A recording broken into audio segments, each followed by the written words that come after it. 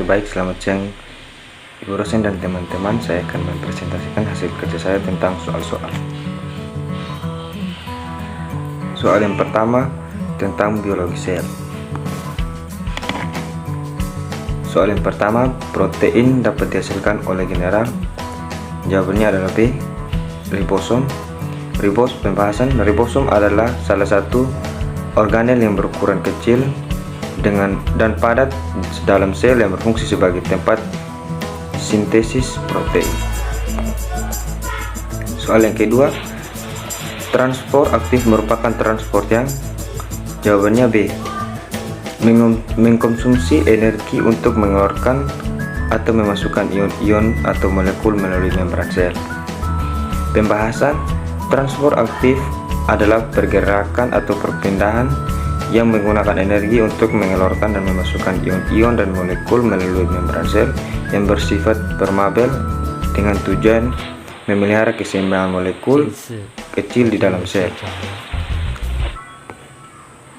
Soal yang ketiga, sel dikatakan satuan fungsi makhluk hidup karena D, semua makhluk hidup terdiri atas sel-sel. Pembahasan, sel merupakan unit terkecil organisme yang mampu melakukan kegiatan-kegiatan hidup seperti mencerna makanan, bernapas, mengeluarkan zat sisa oleh semua makhluk hidup.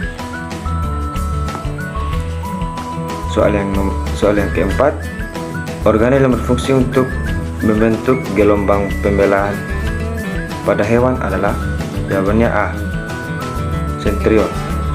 Pembahasan, sentriol adalah struktur pembentuk tabung yang terdapat dalam kebanyakan sel eukaryotia.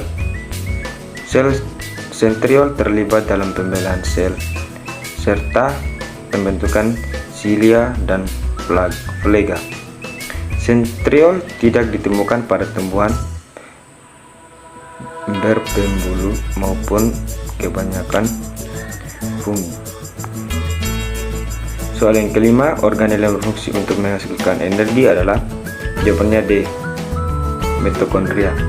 Pembahasan, mitokondria, kondriosom, yaitu organel tempat berlangsungnya fungsi respirasi sel makhluk hidup. Selain fungsi seluler lain seperti metabolisme asam lemak, biosintesis pirimidina, homeostatis kalsium, transduksi sinyal seluler, dan penghasil energi. Soal yang berikut tentang andrologi dasar. Soal yang pertama, tubulus yang berfungsi untuk memproduksi sel sperma adalah, jawabannya A, tubulus seminiferus. Pembahasan, tubulus seminiferus adalah bagian terbanyak yang terdapat pada testis. Bentuk tubulus seminiferus seperti pembuluh-pembuluh kecil yang terkumpul. Letak tubulus seminiferus sejajar dengan bagian testis yang berfungsi memproduksi sperma dan hormon testosteron yang disebut epitelium. Soal yang kedua, hormon yang berfungsi untuk menghasilkan hormon testosteron adalah, jawabannya A, FSH, Follicle Stimulating Hormone atau FSH. Hormon reproduksi FSH diproduksi di kelenjar pituitari, yaitu kelenjar di otak yang berukuran sebesar kacang polong. Hormon ini memiliki peran penting terhadap perkembangan seksual seseorang. Soal yang ketiga, transport dan maturasi spermatozoa terdapat di, jawabannya C, epididymis. Pembahasan, sel spermatozoa diproduksi dalam testis dan mengalami proses pematangan di dalam saluran epididymis. Yang kesembilan, kelainan-kelainan sel sperma dan spermatozoa adalah kecuali, jawabannya C, cairan semen terlalu kental.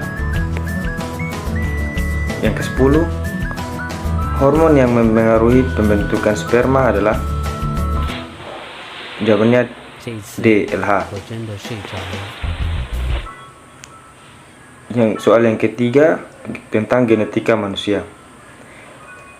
Soal yang pertama, pada ayam pial disebabkan oleh interaksi sebagai berikut: RR kecil P besar sama dengan pial biji, R PP sama dengan pial ros, RP sama dengan pial walnut, dan RPPP pial ginjal.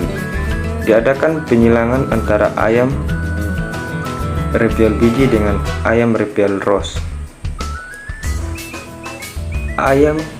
Anak ayam berketurunan F1 yang berpial tunggal, dan hasil penyilangan ini diketahui bahwa genotit kedua parental adalah C. RR kecil P besar P kecil dikali R besar R kecil PP kecil. Pembahasan. Diketahui RRP sama dengan biji, RPP ros, RP walnut, RPPP tunggal, P sama dengan pial biji dikali pial ros, yang menghasilkan jika menghasilkan ayam berpial tunggal, maka parentalnya adalah RR kecil P besar P kecil dikali R besar R kecil dikali R besar R kecil PP kecil. Soal yang kedua, persilangan antara tanaman berbunga biru atau BBRR dengan tanaman berbunga putih atau BB besar RR kecil menghasilkan keturunan F1. Peristiwa tersebut adalah peristiwa komplementer. Gen B membentuk pigmen warna biru, sedangkan R membentuk enzim pengikat apabila F1 tersebut disilangkan dengan sesamanya. Perbandingan presentasi fenotipnya adalah B. Biru putih sama dengan 75%, 25%. Pembahasan. P sama dengan BBRR besar disilangkan BB besar RR kecil. F sama dengan BBR besar R kecil. P sama dengan BB besar R besar R kecil disilangkan BB besar R besar R kecil. F biru atau BBRR besar BB besar R besar R kecil BBR besar R kecil putih BB besar R kecil. Persentase fenotip sama dengan biru sama dengan 3/4 kali 100% sama dengan 75%, putih 1/4 kali 100% sama dengan 25%. Perbandingan biru putih sama dengan 75% dan 25%. Di bawah ini adalah kelainan atau penyakit menurun pada manusia. 1. Ambisil, buta warna, albino, hemofilia, thalassemia. Penyakit menurun yang terdapat pada autosom adalah B. 1, 3, dan 5. Pembahasan. Buta warna dan hemofilia adalah penyakit menurun yang terpaut pada kromosom X, cacat bawaan yang tertaut kromosom tubuh atau autosom meliputi albino, botak, sistis, fibrosis, phenylketonuria, Tay Sachs, skizofrenia, anemia sel sabit, dan thalassemia. Ambisil, sindikatili, polidakati, brakaditi, hipertensi, dan Huntington. Soal yang ke-14, seorang panitia normal membawa sifat buta warna menikah dengan pria normal. Kemungkinan keturunan laki-laki yang menderita buta warna dari pasangan tersebut adalah, jawabannya D, 25%. Pembahasan wanita normal karier. XH besar, H kecil, pria hemofilia. XHY besar, persilangan. X besar, H kecil, disilangkan. XHY besar, kemungkinan anak. XX besar, H kecil, wanita normal karir. XHY atau laki-laki normal. XH besar atau wanita hemofilia. X besar, H kecil, Y besar, laki-laki hemofilia. Soal yang ke-15, bayi penderita erythrobolatosis lahir dari pasangan. Jawabannya C, ibu RH negatif, ayah RH positif. Pembahasan eritrosit adalah gelombang RH akan digumpalkan oleh antibodi ibu yang bergelombang RH kurang ketika dalam kandungan. Ibu RH kurang menikah dengan suami RH plus apabila melahirkan bayi kedua dengan RH tambah lagi, maka akan terjadi lagi perembesan darah janin ke peredaran darah ibu, sehingga jumlah antibodi yang terbentuk di dalam tubuh ibu menjadi sangat banyak. Akibatnya bayi tersebut mengalami penyakit anemia berat, erythrobolatosis fetalis. Soal yang berikut tentang kromosom manusia. Soal yang pertama, jumlah kromosom dari manusia adalah 46 buah. Ini terdapat pada, jawabannya E, sel-sel gamet dan sel-sel tubuh. Soal yang berikut, soal yang kedua, kromosom autosom adalah, jawabannya A, kromosom yang terdapat dalam sel-sel tubuh. Soal yang ketiga, translokasi penyebab mutasi kromosom dapat terjadi apa jika kromosom? Jawabannya C, patah dan melekat diri pada kromosom homolog. Jawaban yang keempat, Klinefelter syndrome atau individu dengan kromosom seks XXY besar